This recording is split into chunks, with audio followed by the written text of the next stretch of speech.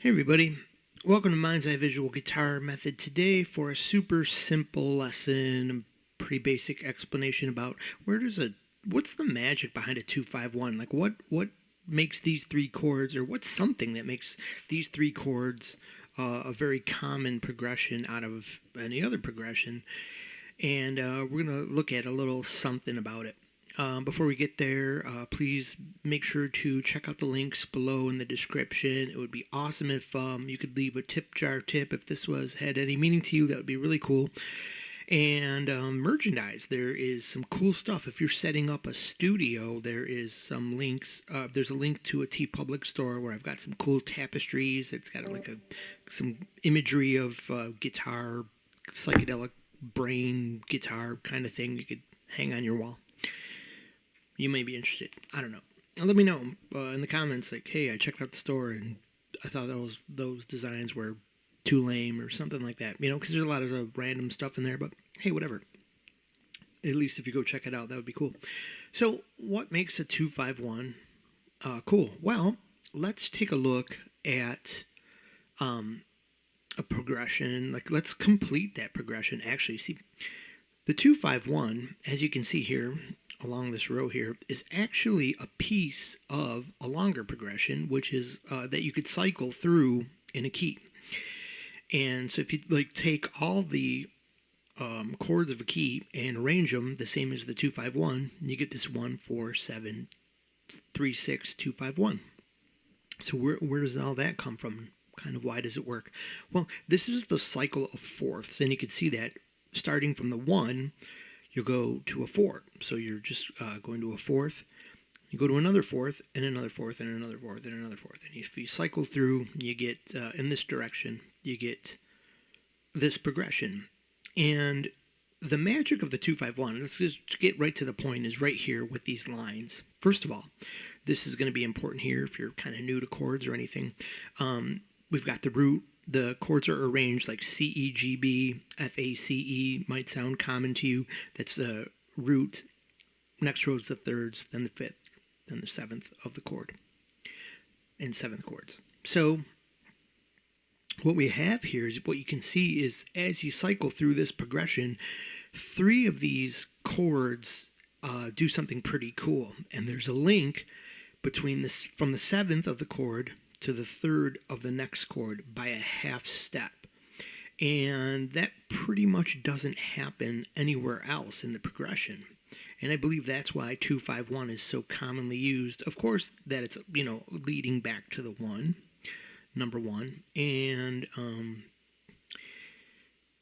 that it includes the 5, which is, basically you're starting somewhere, you're going away, the farthest away that that you can pretty much go in the key, and then back to 1, that most common resolution 5-1 that you've always heard about. There's a couple of other things. To me, the way I perceive what's going on is the magic is in the 5. The 5, because it's that dominant chord. It's a major chord with a flatted 7th. By that nature, it includes a tritone interval.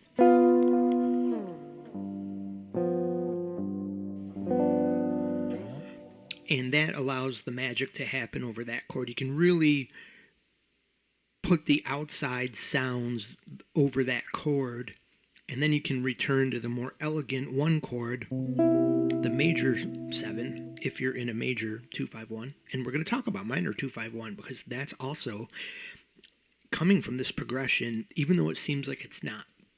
I'm going to show you how I think it is. But either way, that you get this elegant chord at the 1, and it's the 1, it's home, so you're going to want to have a more inside sound there. So we're going to be outside. You can be outside over the 2. It's really fair game. And then definitely over the 5. So you might... This is the training wheels exercise that we went over about 3 or 4 lessons ago. So we got...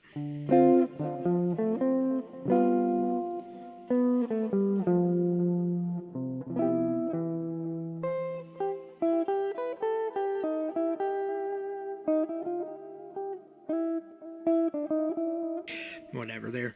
But helps if I had some the backing track to tie some of that thing together. But anyways, once again, you might do something kind of normal over the 5. You don't have to, but if you're just beginning and you want to nail the basic sound and the rhythm, you can arpeggiate. But then over the 5 chord, instead of just doing the training wheels exercise, you can still go perhaps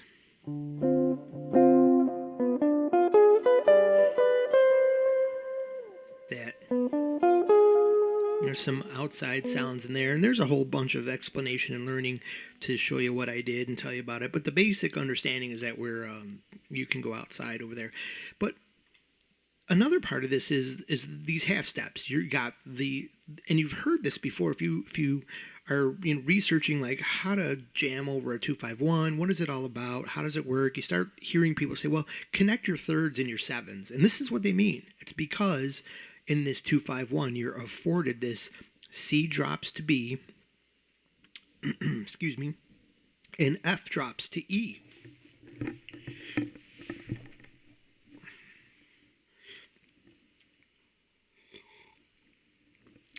Did you ever swallow wrong during a lesson? All right. And that still isn't perfect, but we can make do. All right, so the C drops to B, and so who cares, right? If you're a beginner, you go, okay, that's fine, but how does that help me? Who cares? Well, you are trying to create those lines that you've also heard, like, hey, my lines just sound random. What does this mean when people say they're spelling the changes? It's not really anything they're doing. It's not really the choice that they're playing during the meat and potatoes of the chord, which is only just your 4 to 5, 6, 7 note choices, 8 note choices that you're going to probably pick. It's that movement from the 2 to the 5. And you don't, as you get to be a professional or an advanced player, let's say that, you don't always have to go, follow this little procedure. But this is going to be the most basic and intuitive way to connect the chord changes and sound like you made the change properly. You end. You go to that C, and the G chord hits. You're on that B. You can make it a direction change, do all kinds of stuff with that, and you don't always have to. You can get really find a creative way to be whatever through that change. Signify C going to B. And then when the 5 chord is ready to hit the C, that would be a B. When your 5 chord, G, is ready to hit that C, or whatever 5 chord you're on, going to whatever 1 chord, you're once again going from that 7th of the 5 chord, which in this case would be to the 3rd of the 1 chord. And that's the neat thing about it. So let's kind of play through that. And, if this is a real deal, this movement of fourths, the whole thing should sound kind of good. Let's hear how it sounds. This is the 1 chord, 4 chord, 7 chord, 3 chord, 6, and we're back to 2, 5, and 1. Oh, sorry. 1 major, 7. Nice way to screw all that up. But anyways, screw the resolution up, but you can hear how we started here and ended here. Same chord. Got back to the 1 in a nice sounding progression. So all those notes, all those chord changes sound good, and this is why sometimes you see progressions that are 3-6-2-5-1. Where does 3-6-2-5-1 come from? Did they just make it up? No, you're just extending this cycle of fourths that you can see in the row right up here, 3-6-2-5-1. But it gets even cooler. You've heard of a minor 2-5-1, and you've heard that it starts on a diminished chord, or half diminished, right?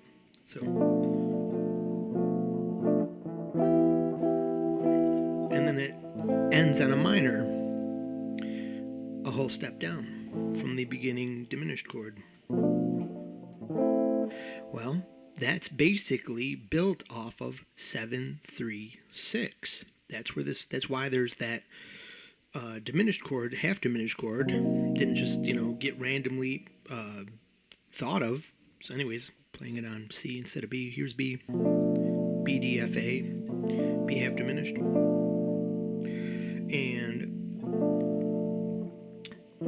but that doesn't sound that great.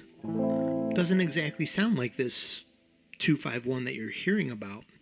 And that's because there needs to be a modification, and then this modification leads to the ability to use a different scale, a whole different scale than major minor type scale. And I'm going to get to that. It's very easy, and it affords the same magic. You get that cool 5 chord. What did we talk about with the 5 chord? That it was a dominant chord. So what can you do? We can make this 3 instead of a 3 minor, which is the 3 is minor in the major scale. We turn that into a dominant chord, which is major, but it still has that same flatted 7 as the minor chord. So you're really just adjusting that third up. It's only one note change, doable, and it creates that harmonic sophistication that creates a minor 2-5.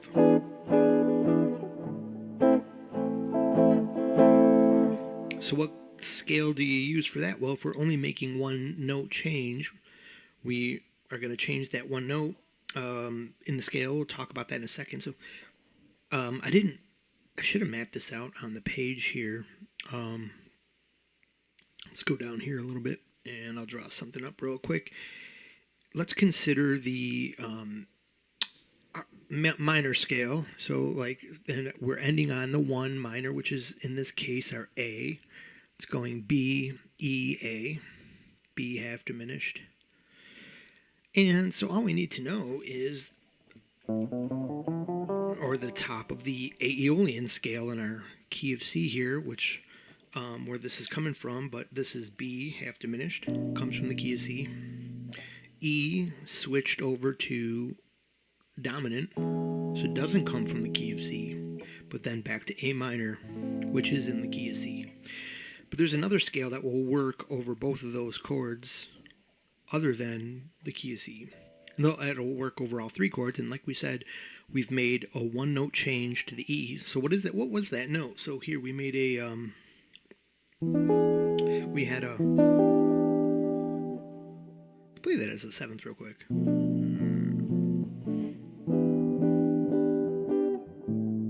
Still doesn't sound that great, but if we change that, it still has that cool resolve of a 5 going to a 1. So that note here was here. We went from E, F, G to G sharp or A flat. So that means that now we have a note here, but that doesn't help us out, and we'll put these note names in there to make it easy. A, B, C, D, E, F, G. How hard is that?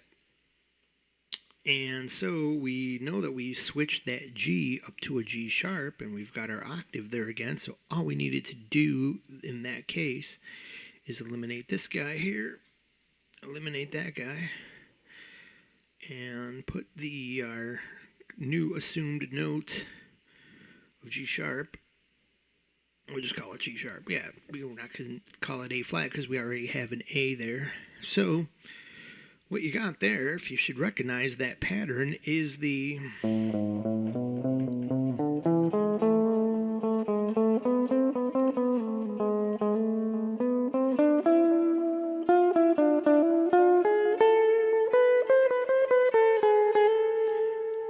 Did you recognize that? That is harmonic minor.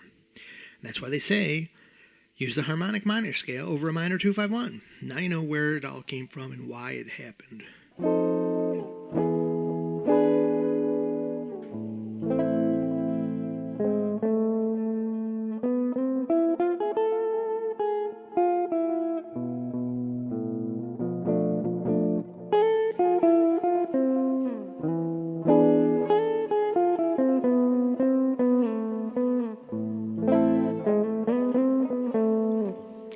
cool, huh?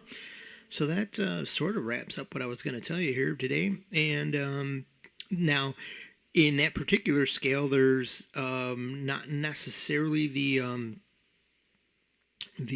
change there, and for some reason, I don't know why I put the star on the D, because I was mistaken that day. We're just gonna check that out. I'm not sure what I was thinking there, but we know that the G went up to G sharp here, so our third of the chord here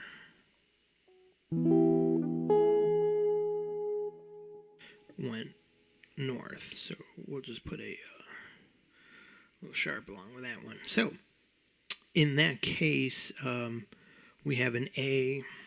Now we do have a half step from, we have a 7 going to a, falling down to a, so you can lead through that. And I'm just looking at this now. I didn't even look at this or think about this before I made the lesson here, so it's kind of pretty neat that we just found that out. So we've got an A falling to a 7, falling to the third of our quote-unquote 5 chord, or our middle chord there. And yeah, it creates that half step voice leading resolution, and I don't think we get that as well from on this chord right here. We've got a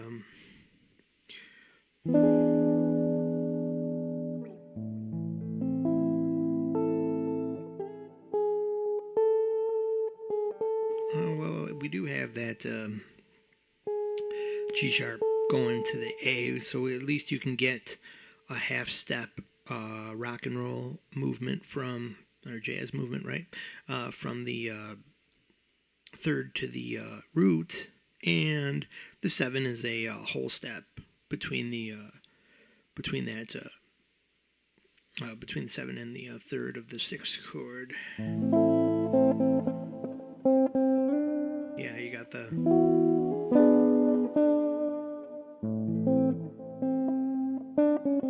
I bet you could do that. So anyways, that's just all I want to do is say really quick to not overdo the lesson like I tend to do a lot. And one final thing I'm going to leave you with. I was going to make this a separate lesson, but since I got a couple of seconds here before I reach my 25-minute mark, which is, by the way, my new benchmark, I'm going to just cut all these lessons down at 25 minutes, and if I go over, then we're going to make a second lesson. So here is a chord alphabet you should know. Jumping off our subject here, I think I went over everything I wanted to say. So, pretty simple, seven letters here. I'll probably make this its own little separate lesson since it's now buried in this lesson. But if you're a beginner and you haven't discovered this yet, this is 7 letters, super easy. You just want to memorize this instead of your normal A, B, C, D, E, F, G, because this will help you understand any chord. Like when someone's mentioning a chord and you're like, oh, what notes are in that chord? Well, you can know, if you know this alphabet, you can get it quick. Or if someone says you've got a jumble of notes, you've got, let's say you've got someone says, hey, it's a G triad with an E root. Well, you can figure that out really quick. If you want to say E, G, B, D would be G, B, D would be our G triad, and I need an E root, or a G, B, D with an A root.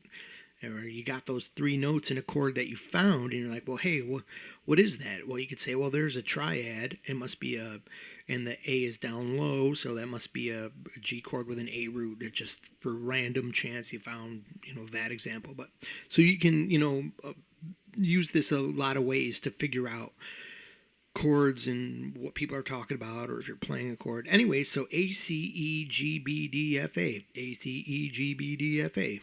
Say it a million times and you'll get it real quick, and you can see that you've got A, C, E, an A minor triad. You've got, and you will have to remember that there is a pattern, and maybe that's where I'll make this its own bigger lesson. There's, the pattern. These are all the whole notes, and you can see the C is in there. This is the C major scale. and we're starting from A, so you could call it the A natural minor scale, same thing, right? But anyways, you'll need to know that. So you'll know, well, why is this a minor triad? Why is C, E, G a major triad? Because they're coming from the key of C, and you need to know the pattern: major, minor, minor, major, dominant, minor, diminished. And so, that's very easy to know. Brandon Dion from his channel, if you've ever heard of that teacher, I'm sure you have. Get Off the Cigarettes guy. He just did a short. But by the time you watch that, it'll be a 20-year-old short, so who knows. Anyways, A, C, E, C, E, G, E, G, B. There's your E triad, which would be E minor, G, B, D. There's your G triad. And you could just play them to hear them, G, B, D. Use your D string to find the note of the root. And if we go up to, say, the B, D, F, we would go up to B. There's B. So then we would have I chose a bad one there. It's the diminished chord, the D, F, A. You can see by the shape that it makes and the sound, it's minor. So that may be one way that if you're a beginner, you figure all this out. But anyways, you get all your chords spelled out here, and you say, well, what about that F chord? What about an F triad? F, A, C. And then an F7 chord, F, A, C, E. C, E, G, B, E, G, B, D, G, B, D, F. And you can, like, oh, someone is calling out a G dominant chord. What are the notes in there? Oh, it's G, B, D, F. So something to know about. And then when you're, so if you're thinking like, well, it's an A major chord, you can think, oh, it's A, C, E, but I know A, C, E is minor from my standard chart here, so I need to go A, C sharp, E to make it major. You're raising the third. C, E, G, B. If you wanted it to be minor, because that's major, you'd lower the third. Take the second letter and lower it a half step. So anyways, I'm going to leave you guys with that. You should definitely know that alphabet and something about 251s that you may have never seen before. And there may be a mistake in here too, probably not, but there could be, because I was just winging this off the top of my head. So if you found something, leave it in the comments. Tell me I'm an idiot. That's fine. Well, I mean, be polite, be kind. It's always the best way. But thank you for watching again, and we'll see you next time on Mind's Eye Visual Guitar Journey.